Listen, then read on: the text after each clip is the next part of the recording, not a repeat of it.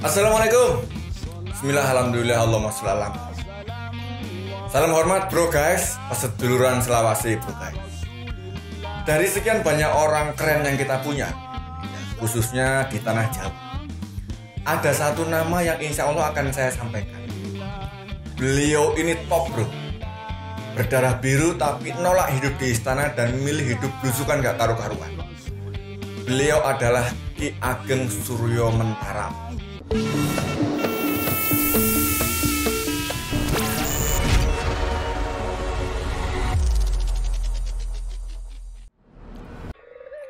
Pemikiran-pemikiran beliau yang keren-keren ya dituangkan dalam buku-buku kecil ini. Ini dia coy, yang nanti insya Allah akan saya review untuk kawan-kawan semua. Tapi itu nanti bahas bukunya. Nanti di segmen khusus namanya Ribut, ringkasan buku tua. Tapi sekarang saya akan coba sampaikan dulu siapa sebetulnya Ki Ageng Suryo Mentaram ini. Jadi gini bro guys, Ki Ageng Suryo Mentaram ini adalah anak dari Sultan Hamengkubuwono VII. Ibunya bernama Bendoro Raden Ajeng Retno Mandoyo. Lahir pada tanggal 20 Mei 1892. Namanya waktu kecil adalah Bendoro Raden Mas Kudiarmaji. Nah, kita pakai nama ini dulu ya, Kudiarmaji. Biar gampang diingat kita panggil aja Mas Kudi. Mas Kudi ini kan punya bapak sultan. Jadi jelas masa kecilnya itu dapat fasilitas serba istimewa. Ya pendidikan, ya penjagaan, pakaian, makanan, semuanya serba istimewa. Dan kalau bicara mengenai pendidikan, Mas Kudi kecil belajar di sekolah elit bro. Guru-guru yang ngajar itu kebanyakan bule. Nama sekolahnya itu Sri Mangandi. Sebagaimana sekolah umum, ya maksudnya bukan sekolah madrasah atau pondok pesantren gitu.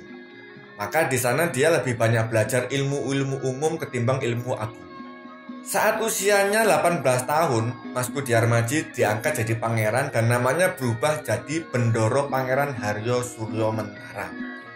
Nah, sekarang baru kita bisa sebut Suryo Mentaram. Tapi untuk embel-embel Ki Agengnya itu nanti belum. Itu saat nanti ketemu dengan Ki Hajar Dewantara.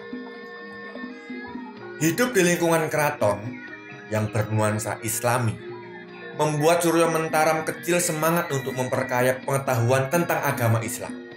Juga ilmu-ilmu pendukung yang lain, sejarah, filsafat, ilmu jiwa, ya dan seterusnya.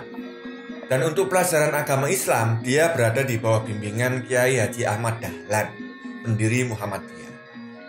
Dia juga mempelajari agama-agama lain.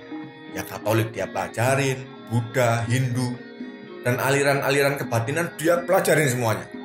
Saking semangatnya sampai kebablasan guys. Saat itu Ki Ageng Suryo Mentaram niat murtad dan niat masuk Kristen. Geger minta dibaptis. Ya tentu ini ditolak mentah-mentah oleh lingkungan keraton, oleh ayahnya sendiri. 2 hari dulu sampai Suryo Mentaram ada dan hidup di lingkungan keraton, gak ada seorang pun dari kerabat keraton yang masuk Kristen.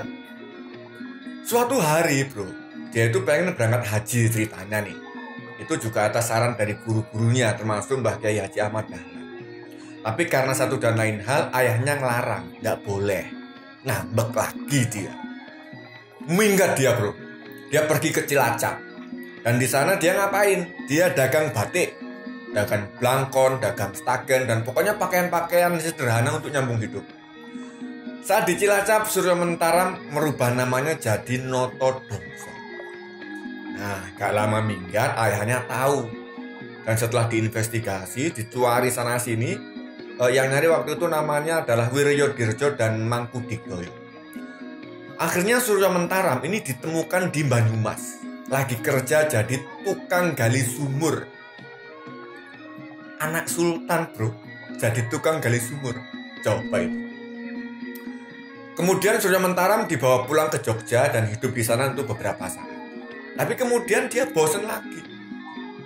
Dia itu gelisah. Dia itu nganggap bahwa jangan-jangan sebab kekecewaan dan ketidakbahagiaan dirinya itu adalah rasa kepemilikan harta benda.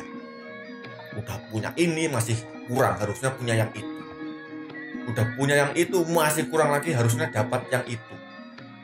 Wah, akhirnya dia mikir udah nggak usah harta-hartaan, semuanya dijual-jualin sama dia, dibagi-bagiin kepada orang lain. Kemudian tahun 1921 Hamengkubuwono VII ya, ayahnya itu meninggal dunia. Dan kemudian tahta digantikan oleh Hamengkubuwono ke-8. Saat itulah permohonan untuk melepas gelar kepangeranan dan meninggalkan istana dikabulkan oleh Hamengkubuwono VIII. Saat itu usia Mas Kudi atau Suryo Mentaram sekitar 29-30 tahun. Karena udah bukan lagi pangeran, coy, Suryo Mentaram akhirnya bebas berkelana, ya kan? Dan kemudian dia mengembara sampai ke desa Mringin di sekitar Salatiga. Di Salatiga, Ki Ageng Suryo Mentaram hidup jadi petani dan milih hidup sederhana. Penampilannya juga udah kayak orang biasa banget, kayak petani desa gitu. Celana pendek, kaos oblong ya, sarung juga diselempangin doang di pundak, rambutnya dicukur sampai pendek gitu dan nggak pakai penutup kepala. Dan katanya jarang pakai sendal. Di desa Mringin ini, Ki Suryo Mentaram pelan-pelan dikenal dengan panggilan Ki Gede Mringin atau Ki Gede Suryo Mentaram. Terus Ki Gede Suryo Mentaram yang meskipun udah milih jalan hidup terasing, tapi beliau masih punya kepedulian dan kepekaan yang tinggi kalau nyangkut masalah bangsa dan tanah air. Salah satu buktinya yaitu beliau mimpin pasukan jelata saat perang kemerdekaan. Jadi begini, beliau itu kan aktif berjejaring. Kalau sekarang itu aktif berkomunitas gitu ya. Salah satu komunitas yang beliau bentuk namanya adalah Paguyuban Selasa Kliwon. Nah, forum ini jadi pergerakan pemuda untuk ngumpul-ngumpul untuk diskusi-diskusi positif. Di komunitas ini ada 2 orang keren. Yang pertama adalah Ki Hajar Dewantara yang memang fokus untuk nanganin pendidikan golongan anak muda dan remaja. Kemudian Ki Gede Suryo Mentaram sendiri ngurusin pendidikan orang-orang dewasa sampai orang tua. Di komunitas inilah Ki Hajar Dewantara merubah sebutan Ki Gede jadi Ki Ageng Suryo Mentaram. Habis itu ada satu komunitas lagi namanya Manggala 13. Kalau di Paguyuban Selasa Kliwon itu kan lebih banyak bergerak di wilayah pendidikan.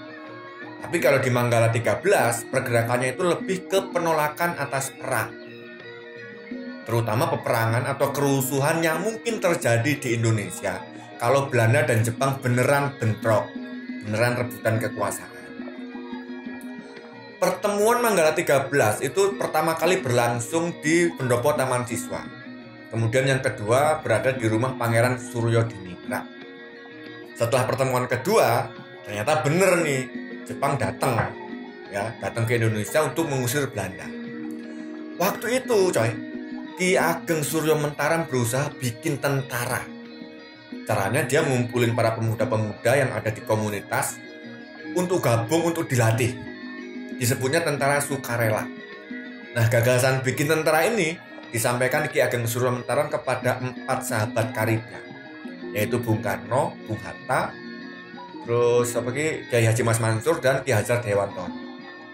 Ki Ageng Suryo Mentaram bahkan sempat nyusun tulisan-tulisan tentang dasar-dasar ketentaraan yang diberi nama atau diberi judul Jimat Perang. Nanti insya Allah ada bukunya, nanti kita review bareng-bareng. Terus lama-lama kan pemuda yang datang itu yang ikut mendaftar makin lama makin banyak. Akhirnya tentara sukarela diubah namanya jadi Tentara Pembela Tanah Air atau PETA. PETA ini juga jadi cikal bakal Tentara Nasional Indonesia, TNI. Jadi kakek buyutnya tentara selain ada Jenderal Sudirman, yang lebih senior itu ya Ki Ageng Suryo Mentaram. Terus pada tanggal 18 Maret 1962 ya, waktu 16.45 sebelum maghrib, Ki Ageng Suryo Mentaram menghembuskan nafas terakhir, meninggal dan dimakamkan di pemakaman keluarga di Desa Kanggotan, sebelah selatan Yogyakarta. Itu bro, pengantar biografi Ki Ageng Suryo Mentaram. Di video berikutnya saya akan review buku-buku beliau yang maknyus ini. Terima kasih sudah mampir. Salam hormat, Paseduluran Selawasi. Wassalamualaikum.